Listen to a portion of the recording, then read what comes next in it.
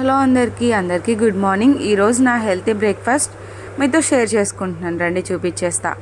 ఒక cup పెసరపప్పులోకి 2 గుప్పెళ్ళు store బియ్యాన్ని వేసుకొని ఒక 4 గంటల సేపు నాననిచ్చాను. ఇప్పుడు ఇదంతా శుభ్రంగా వాష్ చేసేసుకొని పప్పుని బియ్యాన్ని మిక్సీ జార్లోకి వేసుకొని 2 ఇంచుల అల్లాన్ని 3 పచ్చిమిర్చిని యాడ్ చేసుకొని రుచికి సరిపడా సాల్ట్ని కూడా వేసేసి కొంచెం వాటర్ పోసేసి దోశ ప్యాటర్న్ లాగా మిక్సీ పట్టేసుకోవాలండి.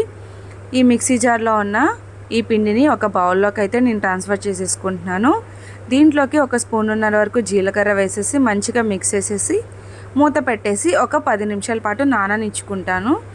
ఈ లోపల నేను గ్రీన్ అల్లం చట్నీ హోటల్ స్టైల్ అయితే చేయబోతున్నాను. స్టవ్ వెలిగించి బాండీ పెట్టి కొంచెం ఆయిల్ యాడ్ చేసి దీంట్లోకి 2 టేబుల్ స్పూన్ల వరకు సాయిపప్పు, 2 టేబుల్ స్పూన్ల వరకు పచ్చిశనగపప్పు వేసి అలాగే 4 టేబుల్ స్పూన్ల వరకు ధనియాలు, 3 ఇంచుల అల్లం ముక్క, 4-5 పచ్చిమిర్చిని మీకు కారానికి సరిపడా పచ్చిమిర్చిని యాడ్ చేసుకోండి.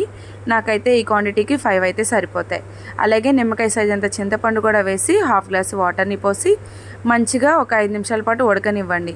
చల్లారిన తర్వాత మిక్సీ జార్లో వేసి సాల్ట్ వేసుకొని మీ తీపికి సరిపడా బెల్లాన్ని వేసి మిక్సీ పట్టేస్తే గ్రీన్ అల్లం చట్నీ రెడీ అయిపోతుంది.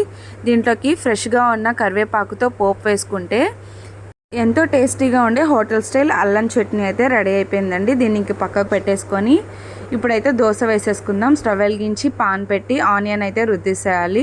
అప్పుడు దోశ అనేది నీట్గా వస్తుంది. ఇప్పుడు పిండిని ఒకసారి మిక్స్ చేసేసి ఒక గరిటె పిండి వేసుకొని పాన్ మీద చక్కగా దోశలా స్ప్రెడ్ చేసేసి దీంట్లోకి నేనైతే పన్నీర్ని తురుముకుంటున్నానండి. అంటే మనం డైట్లో ఉన్నాం కాబట్టి అన్నీ బ్యాలెన్స్డ్గా అంటే టేస్టీగా హెల్తీగా చూసుకోవాలి కదా. లైట్గా ఆయిల్ని కూడా వేసేసి 2 పక్కల వేగనివ్వాలి.